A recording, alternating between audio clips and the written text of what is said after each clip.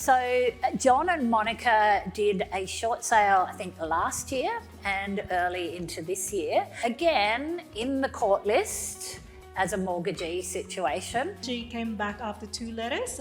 So yes, the default judgment was in 2019, and then I sent 2 letters, August and October. So I was following the 2 to 3 letters rule. The homeowner actually got in contact with us because the bank was about to repossess. So just before the moratorium, the bank was going to repossess. So she made contact with us. People tend to hold on to their letters for a long time as well before they call you as well. So there's a lot of utility in following up people whom you have already sent letters to. The property had been owned and renovated by some immigrants who had done a lot of illegal building work, and it was probably the case it was 2 or 3 families living in it. So there was a lot of non-code compliant work and so forth in relation to the building, and it was really a question of deciding what we could keep and what we had to pare back and demolish.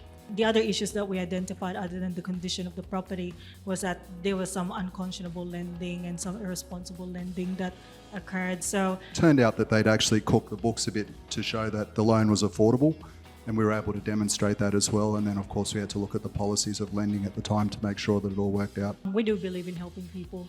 So we knew that this person really needed help. English is not their first language, and so for them, they really had no idea what they signed up for. They had no fight whatsoever. And I also come from non-English speaking background, so English is my second language. I just wasn't going to go for it. I was not going to let that happen. So we've got your numbers here. Now this one's changed a little bit. You're actually going to sell this, flip it now. Yeah, so we were originally going to keep it for ourselves, but we really want to focus on our growth and continue to build our property business. And so we want to use the profit as capital for our key takeaways is just use a blue oil-based pen in the future. And APCA, this is still really helpful, even though we knew that they weren't going to take on the case since there was a default judgment. It was really helpful because it took away so the bank had a legal representation, and we didn't really want them in the picture. So by lodging an APCA complaint, that got rid of the legal representation. I was able to speak directly to someone within the mortgagee bank who actually knew what to do, who was going to handle it from start to finish. And last thing is, once the property was handed over to us, we were actually there for a second visit just to do some measurements, photos, etc.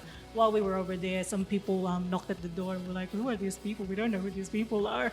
And apparently they were relatives of the homeowner, and they were just there to pick up stuff. And we said to them, "Oh, well, the lockdown is about to happen at 5 o'clock tonight. You guys have until 5 o'clock and we'll lock up the place."